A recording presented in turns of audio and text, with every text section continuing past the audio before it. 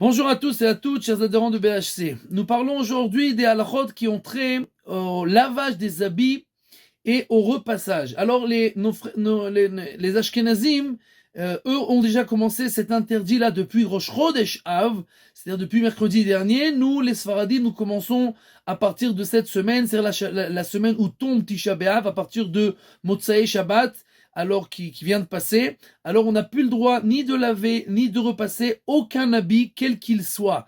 Les seuls habits qu'on a le droit de laver, ce sont les habits des petits bébés qui se salissent tout le temps et qui se salissent de manière grave entre guillemets, c'est-à-dire que c'est pas une petite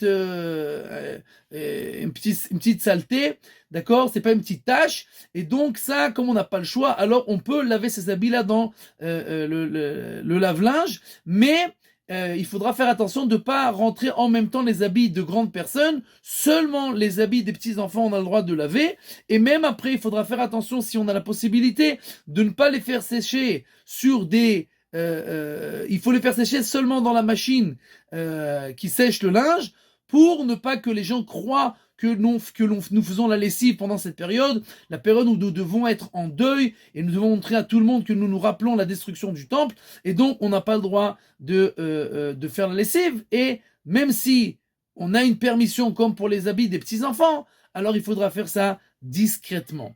Même une tâche, d'accord, et on voudrait ça laver à l'endroit seulement de la tâche avec de l'eau, etc.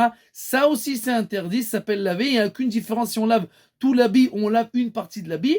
La seule chose qui sera permis, c'est si cette personne-là, elle a une tâche vraiment dans un endroit que tout le monde voit et elle a vraiment honte de sortir de cette manière-là, alors pour le kvod abriot, alors on aura le droit vraiment à l'endroit seulement de la tâche de nettoyer ça. Mais si c'est un autre endroit qu'on voit pas derrière ou sur le côté, qu'il est avec un costume, etc., alors même cela, on n'a pas le droit de laver. Comme on l'a dit, on a le droit de faire aucune chose qui a trait à la lessive.